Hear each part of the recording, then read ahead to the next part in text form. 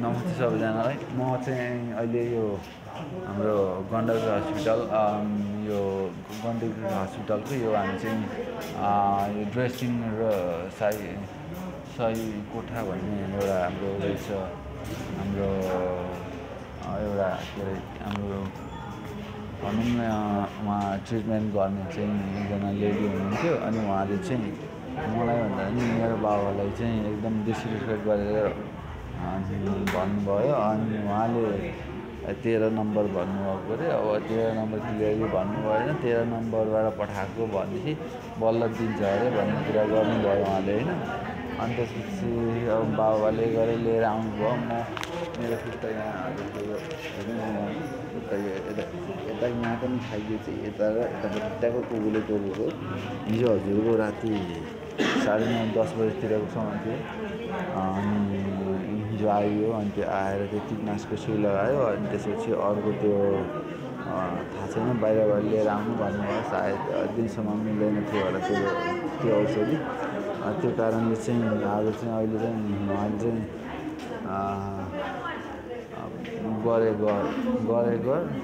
नगरे मतलब छैन भन्ने कुरा गर्नुभयो उहाँले होइन। अनि एउटा हस्पिटलमा आएको एउटा पेसेन्टलाई होइन अब गाइड गर्नुपर्छ। अब सबैले बुझ्दैन जान्दैन होइन। अब कन्फ्युज हुन्छ होइन। अब त्यो कारणले अब हुन्छ नि एउटा ह्युम्यानिटी भन्ने कुरा भएन भने चाहिँ हाम्रो यो हुँदैन, त्यति राम्रो हुँदैन यो होइन हजुरको। अब मैले मजाले यहाँ चाहिँ हजुरको हस्पिटल भ्यू देखाउँछु मैले हलुका। म चाहिँ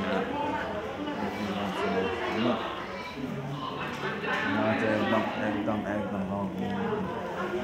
गर्नु मन भएको भिडियोहरू चाहिँ हुन्छ नि हजुरको एक्सपोज गर्नु पऱ्यो भने कोही पनि ग्राहक हाम्रो गण्डकी हस्पिटलमा आयो भनेपछि उसलाई पनि ट्रिटमेन्ट भनेको चाहिँ के हाम्रो बाख्रा गाई बाख्रा हो र होइन जाने आउने गर्ने त्यो त होइन नि त है।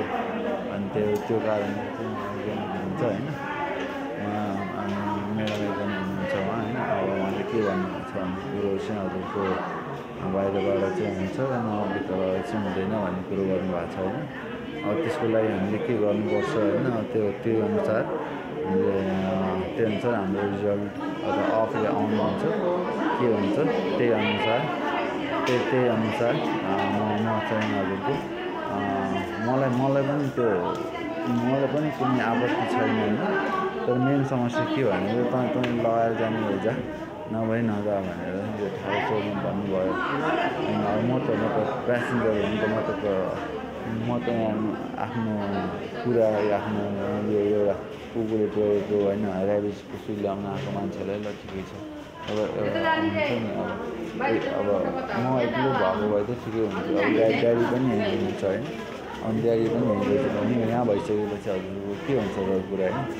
त्यो कारणले चाहिँ हाम्रो राम्रोसँग गर्न मिलिरहेको छैन राम्रोसँग। अनि एकचोटि ट्रिटमेन्ट गर्नुपर्छ, ट्रिटमेन्ट गरेर हेर्नुपर्छ हजुरको। जबसम्म ट्रिटमेन्ट हुँदैन तबसम्म पुऱ्याउँदैन। त्यो कारणले चाहिँ अब उहाँहरू मैले चाहिँ मिलाएर अनि के हुन्छ त्यही अनुसार म यो